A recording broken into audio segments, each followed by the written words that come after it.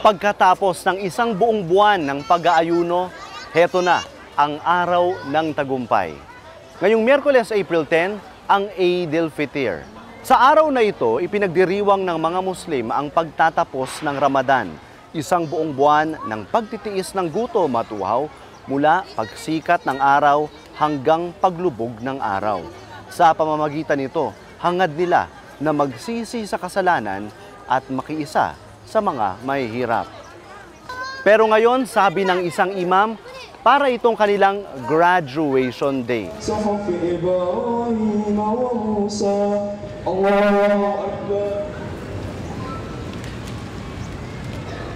Nandito tayo ngayon sa Quezon Memorial Circle kung saan higit kumulang 3,000 Muslim ang nagtitipon-tipon para magdasal ngayong Eid al-Fitr. Bandang alas 5 ng umaga pa lang, wala pang sikat ng araw, nagsimula na silang dumagsa dito sa Quezon Memorial Circle. Halos 2 oras kaming naghintay kasama nila. Nakakwentuhan namin ang ilan sa kanila tungkol sa pagtatapos ng buwan ng Ramadan. Kamusta po ma'am yung Ramadan po ngayong taon? Masaya po kasi nakakapag-banding po kami lahat-lahat ng mga Muslim. Nakikita po namin yung mga kamag-anak namin.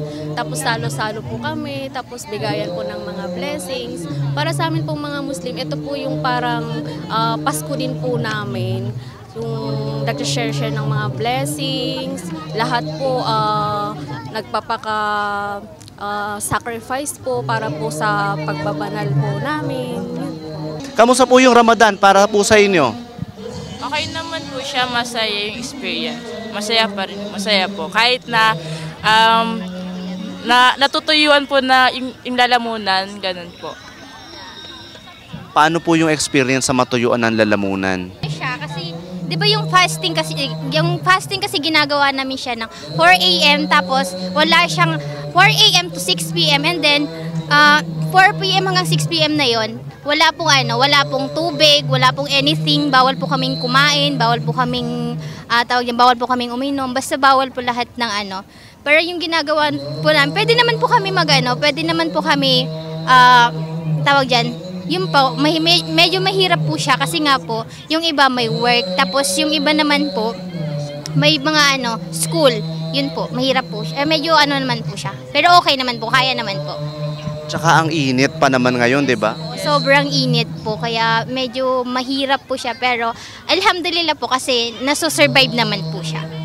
Bakit po kayo nagtiis ngayong Ramadan kahit na natutuyuan kayo ng lalamunan, ang init, hindi kayo makainom ng tubig, hindi kayo makakain?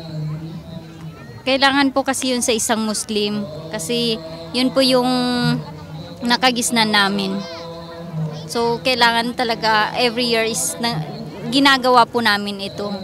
Parang sanay naman na po kami na ganun lagi po yung gawain namin. Ngayon pong Eid al-Fitr na, ano pong nararamdaman ninyo? Siyempre po masaya. Siyempre na-survive namin yung Ramadan na walang sakit.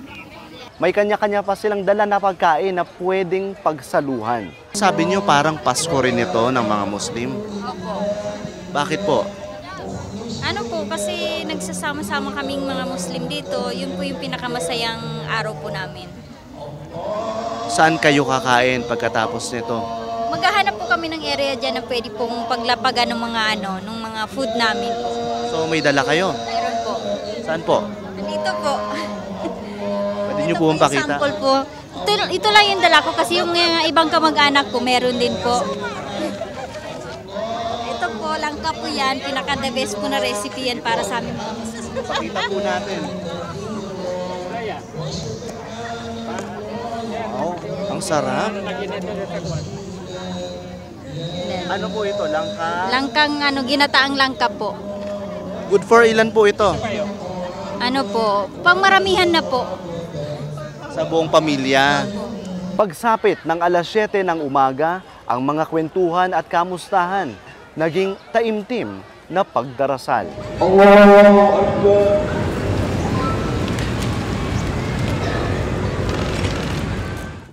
Sa isang sermon, ipinaalala ng imam, si Omar Bobis, ang halaga ng Ramadan.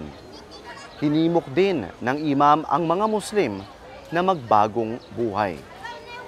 Huwag sana tayo mapapabilang sa ibang mga Muslim na yung Eid al-Adha at Eid al-Fitr, hindi nila ito pinagdiriwang. Nakakalungkot lang isipin na makikita natin ang mga hindi Muslim na sila ay masaya sa kanilang pagdiriwang sa kanilang mga celebration, katulad ng mga Pasko o Bagong Taon.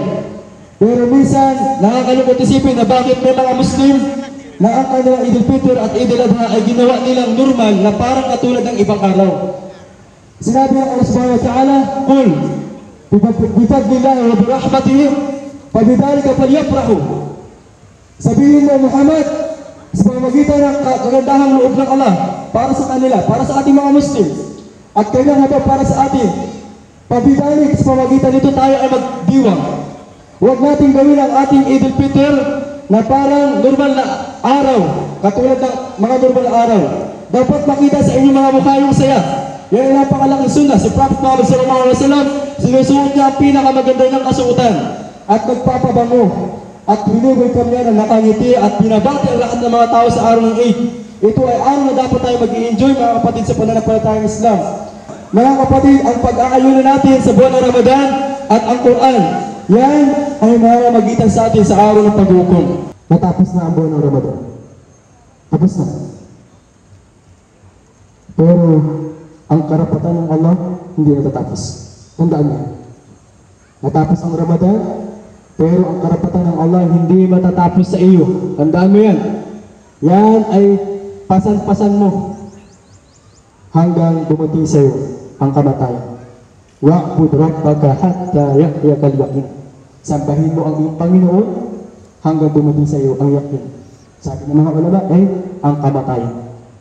Kaya huwag kayong madadaya ni Satan.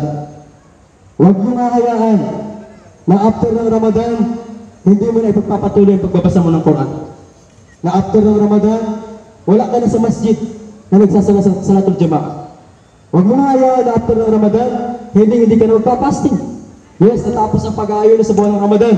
Pero may mga sunnah na fasting every Monday, every Thursday, yung every 13, 14, 15 ng bawat Hijri, yung bawat buwan ng Hijri calendar. Yan ay sunnah ng mga fasting.